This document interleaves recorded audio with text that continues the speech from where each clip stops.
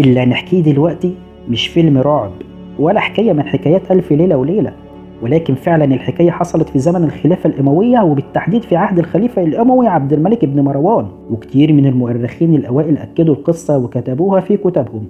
حكايتنا النهاردة هتبقى عن مدينة النحاس، المدينة اللي اتقال عليها إن مفيش حد قدر يوصل لها إلا شخص واحد فقط، وهو الأمير موسى بن نصير، قائد جيوش الخليفة الأموي عبد الملك بن مروان. واتقال على المدينة دي إن اللي بناها هو الملك ذو القرنين، وحط فيها كل كنوزه، ووضع على أبوابها طلاسم سحرية علشان محدش يقدر يدخل المدينة ويسرقها.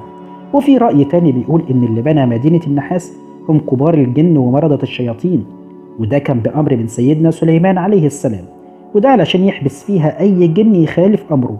في كتير من الروايات اللي اتكلمت عن مدينة النحاس، منها اللي أكد إن الأمير موسى بن نصير قدر فعلا إنه يدخل المدينة وياخد معظم الكنوز اللي فيها، وفي روايات تانية بتقول إنه ما قدرش يدخل المدينة إطلاقا. والنهاردة هنعرف إيه هم الروايتين دولت. فيا ترى إيه هي حكاية المدينة دي وإيه اللي موجود جواها؟ كل ده هنعرفه في الفيديو بتاعنا النهاردة. بس قبل ما أبدأ الفيديو ما تنساش تعمل لايك واشتراك في القناة علشان يوصلك كل جديد من فيديوهاتنا. ويلا بينا نبدأ على بركة الله.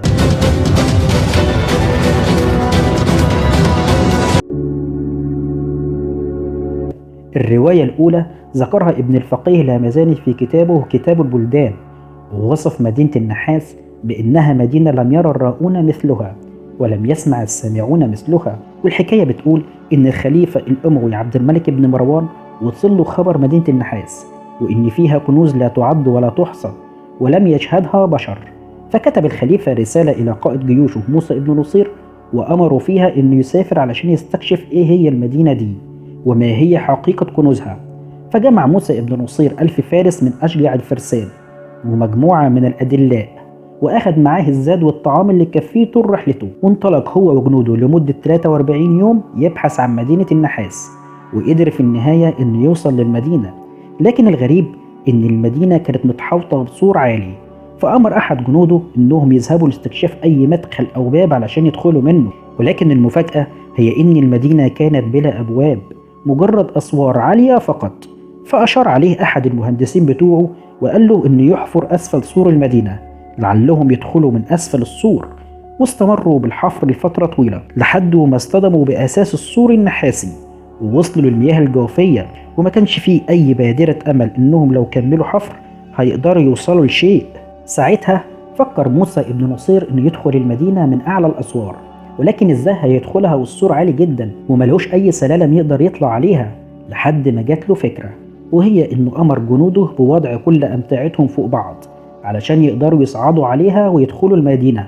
ولكن الأمتعة ما كانتش كافية، فالسور ما زال عالي. فقرروا صنع سلالم من الحبال ووصلوها ببعض. ونادى الأمير موسى جنوده وقال لهم: من منكم يستطيع أن يصعد إلى السور ويدخل إلى المدينة ويأتيني بخبرها فله مني 10,000 دينار. فتقدم أحد الفرسان وقال: أنا يا أمير سأصعد.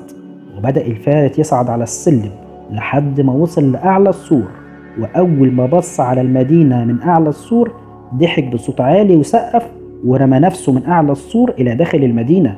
وبدأت تظهر أصوات من داخل المدينة سمعها كل الجنود وخافوا جدا، واستمرت الأصوات دي تتعالى لمدة 3 أيام ثم سكنت. وبعدها قام الأمير موسى ابن نصير مرة تانية ونادى في جنوده وقال لهم: من منكم يستطيع أن يصعد إلى السور ويأتيني بخبر المدينة فله مني 20,000 دينار.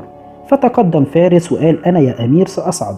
فقال له الأمير موسى: اصعد، وإياك أن تفعل كما فعل الفارس اللي قبلك. وبدأ الفارس يصعد إلى السلم، ولما وصل لحافة السور حصل معاه زي ما حصل معاه اللي قبله، ورمى نفسه داخل المدينة، وتعالت الأصوات مرة تانية من داخل المدينة.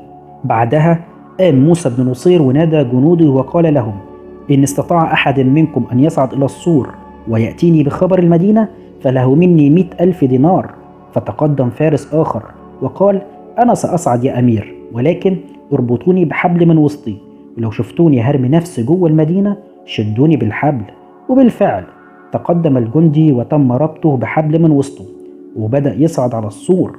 وأول ما وصل لحافة السور حصل معاه نفس الحكاية بالظبط، ورمى نفسه لداخل المدينة، لكن الجنود شدوه بالحبل، وكانت هناك قوة بتشده من داخل المدينة لحد ما انقسم وسطه نصين، نص داخل المدينة ونصف آخر خارجها. وسمع الجنود ضجة عظيمة وأصوات هائلة. والرواية دي بتقول إن موسى ابن نصير فشل في إنه يدخل المدينة، وصار بعد ذلك هو وجنوده إلى أن وصل إلى أرض فائقة الجمال وغزيرة الأشجار، ورأى تمثال نحاس يحمل في إيده لوح من النحاس مكتوب عليه: ليس ورائي مذهب، فارجع ولا تدخلوا هذه الأرض فتهلكوا. فنظر موسى ابن نصير للتمثال وقال في نفسه: أيعقل أن يهلك من يدوسها؟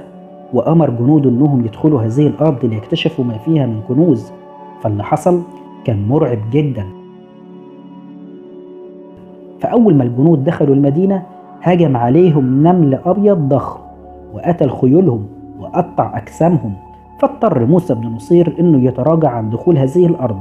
بعدها توجه موسى ابن نصير علشان يقابل مغامرة أخرى، وهي بحيرة قريبة سمع عنها إنها مليانة بالكنوز. وعند البحيرة بدأت مغامرة جديدة، ووجدوا راجل واقف على الماء. ولما سألوه أنت مين؟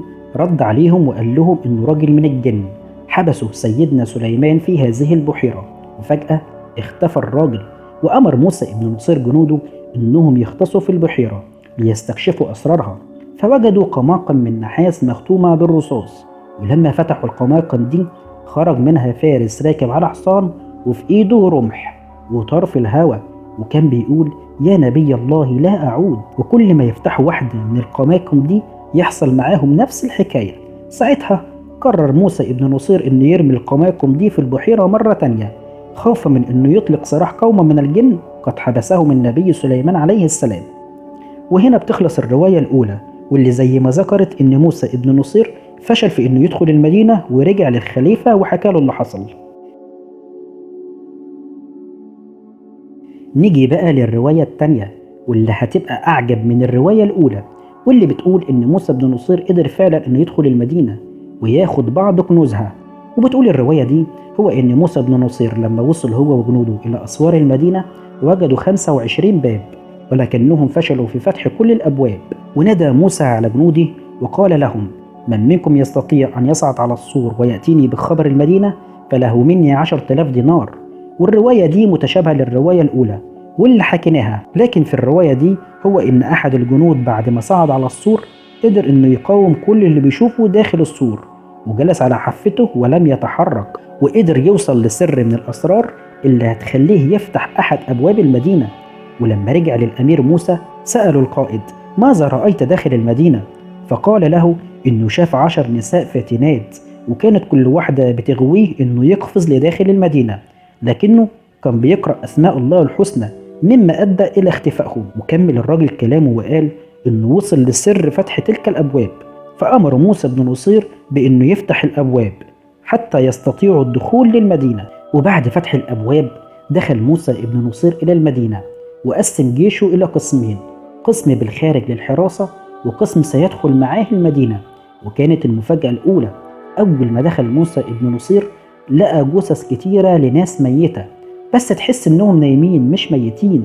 واستمر الأمير يتجول داخل المدينة إلى أن وجد قصرا لا مثيل له في البنيان والضخامة. وأول ما دخلوا القصر لم يصدقوا ما رأوا بأعينهم، فالقصر كان مليء بالمجوهرات والكنوز. واستمروا بالمشي داخل القصر إلى أن وصلوا إلى غرفة كبيرة، ولقوا فيها سيدة فائقة الجمال ترتدي ملابس من حرير ونايمة على سرير، وجنبها تمثالين شايلين سيفين نحاس. للوهلة الأولى ظنوا إنها على قيد الحياة، لكنها في الحقيقة كانت ميتة. وجنب السرير كان فيه لوح مكتوب عليه: خذ ما شئت من المجوهرات، ولكن لا تأخذ المجوهرات التي أرتديها. وكان على رأسها تاج من أروع وأجمل التيجان. فحاول واحد من الجنود إنه ياخد التاج ده وما اهتمش بالعبارة اللي مكتوبة على اللوح.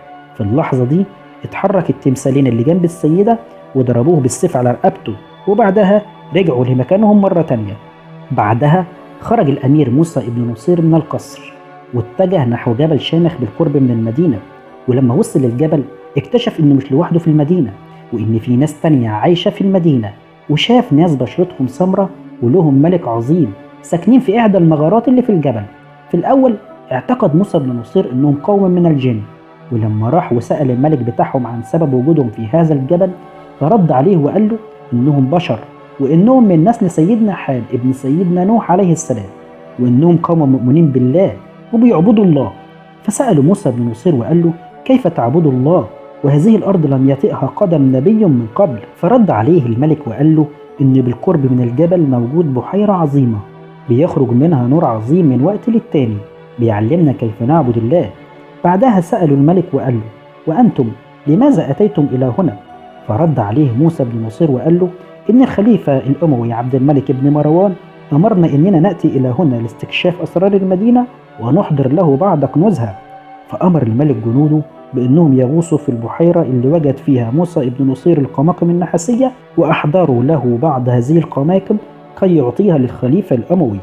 وهنا تكون خلصت الرواية التانية، وكل اللي مطلوب منك تقول لنا رأيك إيه في الحكاية دي، وهل فعلا إن مدينة النحاس موجودة ولا هي مجرد أسطورة تناقلها الإخباريون الأوائل عبر الزمن. وإلى هنا نكون قد وصلنا لنهاية حلقتنا، واللي بتمنى يا رب إنها تكون عجبتكم، وأشوفكم على خير في حلقات جديدة، والسلام عليكم ورحمة الله وبركاته.